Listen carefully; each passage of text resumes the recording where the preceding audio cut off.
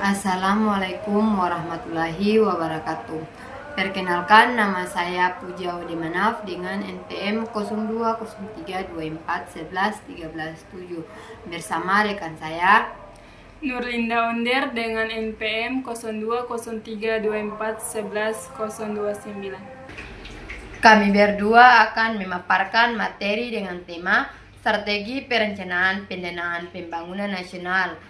Tema ini penting karena pembangunan nasional tidak hanya membutuhkan perencanaan yang matang, tetapi juga pendanaan yang terarah dan berkelanjutan. Baik, di sini saya akan menjelaskan tentang sumber pendanaan pembangunan. Baik, di sini ada pajak dan retribusi yang dibagi menjadi 4. Yang pertama, sumber pendapatan negara, yaitu pajak dan retribusi menjadi tulang punggung pendanaan pembangunan nasional.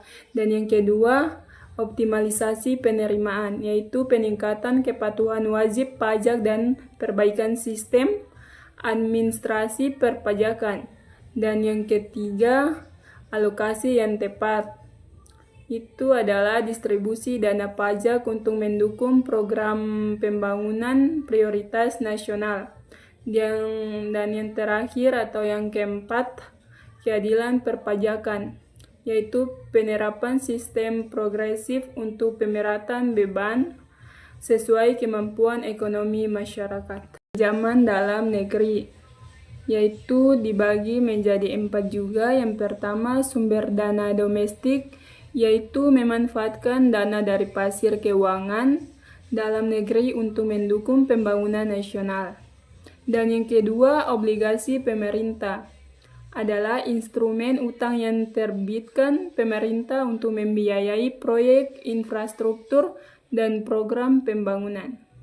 Dan yang ketiga, pinjaman perbankan, yaitu kerjasama dengan bank lokal untuk mendapatkan pendanaan jangka panjang bagi proyek strategis. Dan yang terakhir atau keempat, sukuk negara, yaitu instrumen keuangan syariah yang menjadi alternatif pendanaan pembangunan dengan prinsip bagi hasil. Pinjaman luar negeri dibagi menjadi 3 juga. Yang pertama, sumber dana eksternal, yaitu pinjaman dari negara lain untuk mendukung pembangunan nasional dalam berbagai sektor strategis.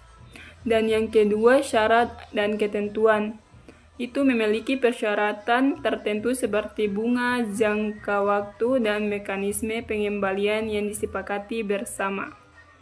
Dan yang ketiga, manfaat dan risiko, yaitu memberikan tambahan modal pembangunan, namun perlu dikelola dengan hati-hati untuk menghindari beban utang berlebih. Yang kedua, ada mekanisme pengelolaan dana. Perencanaan anggaran. Perencanaan anggaran itu ada 4. Yang pertama, sumber pendanaan. Identifikasi sumber dana untuk mendukung pembangunan nasional secara berkelanjutan. Yang kedua, alokasi anggaran. Distribusi dana sesuai prioritas pembangunan untuk mencapai target nasional. Yang ketiga, efisiensi pembangunan. Optimalisasi pemanfaatan anggaran dengan meminimalkan pemborosan dan kebocoran dana. Yang keempat, evaluasi berkala. Pemantauan penggunaan anggaran untuk memastikan kesesuaian dengan rencana pembangunan. Alokasi sektoral. Alokasi sektoral itu ada 3. Yang pertama, prioritas sektor utama. Fokus pendanaan pada sektor infrastruktur, pendidikan, kesehatan, dan pertanian untuk mendukung pertumbuhan ekonomi nasional.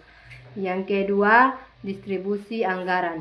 Pembagian dana berdasarkan kebutuhan dan potensi pengembangan setiap sektor sesuai rencana pembangunan jangka panjang. Dan yang ketiga, evaluasi kinerja. Pengukuran efektivitas alokasi dana melalui indikator capaian dan dampak terhadap target pembangunan nasional. Monitoring penggunaan dana juga ada 3. Yang pertama, evaluasi berkala.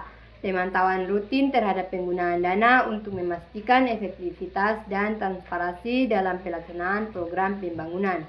Yang kedua, mekanisme pelaporan terstruktur yang memudahkan pengawasan alokasi dana pembangunan nasional.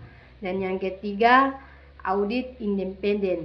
Pemeriksaan oleh pihak eksternal untuk menjamin akuntabilitas dan mencegah penyalahgunaan dan pembangunan. Yang ketiga, ada tantangan pendanaan pembangunan. Keterbatasan sumber dana. Sumber dana terbatas. Keterbatasan anggaran pemerintah untuk membiayai seluruh kebutuhan pembangunan nasional. Prioritas alokasi. Perlunya penentuan prioritas program pembangunan sesuai ketersediaan dana yang ada. Alternatif pendanaan. Mencari sumber pendanaan alternatif melalui kerjasama pihak swasta, lembaga, dan internasional. Kebocoran anggaran. Kebocoran anggaran juga ada 4. Yang pertama, identifikasi kebocoran.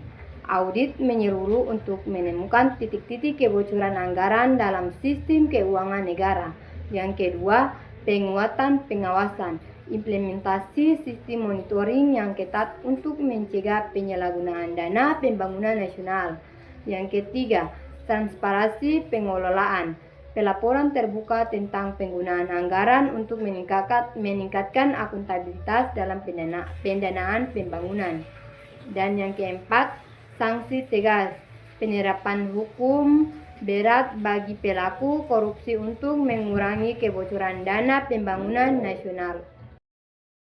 Ketergantungan bantuan asing. Yang pertama, pinjaman luar negeri adalah sumber dana pembangunan yang menimbulkan beban utang dan ketergantungan ekonomi pada negara donor. Dan yang kedua, hibah internasional adalah bantuan tanpa pengembalian namun sering disertai persyaratan kebijakan dari negara atau lembaga pemberi. Dan yang ketiga, dampak ketergantungan, yaitu mengurangi kemandirian ekonomi nasional dan berpotensi mempengaruhi arah kebijakan pembangunan negara. Keberlanjutan fiskal. Di sini ada 4. Yang pertama, keseimbangan anggaran, yaitu menjaga keseimbangan antara pendapatan dan pengeluaran negara untuk stabilitas ekonomi jangka panjang. Dan yang kedua, pengelolaan utang. Mengoptimalkan pengelolaan utang negara dengan memperhatikan rasio utang terhadap PDB. Dan yang ketiga, efisiensi belanja, yaitu mengalokasikan anggaran secara efektif pada sektor prioritas pembangunan nasional. Dan yang keempat atau yang terakhir, diversifikasi pendapatan, yaitu memperluas sumber pendapatan negara melalui pajak dan non-pajak untuk mendukung pembangunan berkelanjutan. Sekian presentasi dari kami.